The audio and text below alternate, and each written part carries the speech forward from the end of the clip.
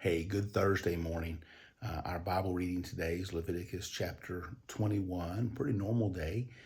I'll be at Heritage Woods ministering this morning, lunch with a few pastors, and then this evening, Paul Hawkins' family visitation will be 5:30 to 7:30 at Hayworth Miller. So please remember to pray for and support Sister Peggy in that funeral tomorrow at 1 o'clock.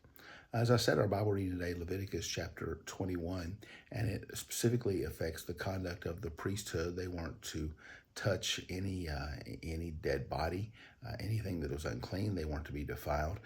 Similar to the sacrifice, unblemished, that was to be offered before the Lord. So the priesthood, the descendants of Aaron through the tribe of Levi, were to be unblemished before the Lord.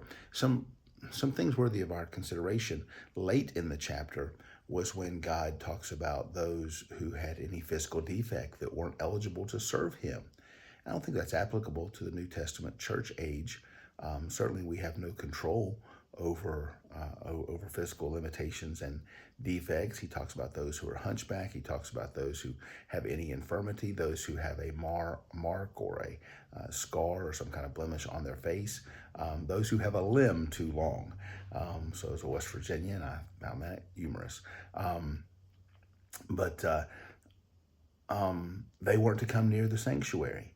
And I suppose the application is this, that because the sacrifice was to be unblemished, so the priesthood was to be unblemished. But of course, that's comparable because no sacrifice was completely perfect and no priest was completely perfect. But God did put great restrictions on them, even regarding their physical limitations and infirmities.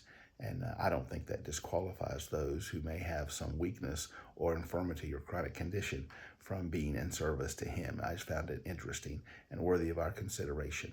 But we can all serve him regardless of our condition, infirmity, and he just expects us to be holy. And he does say over and over throughout this book of Leviticus, I am holy, I am the Lord. And so we should approach him as such. I hope you have a great Thursday for his glory. Thank the Lord for a little bit of rain in our community last night, and appreciate him sustaining us just as he did the Israelites with manna through the wilderness for 40 years. And we can depend upon him. We can be thankful for him. Hey, I hope you have a great Thursday. Take care and God bless.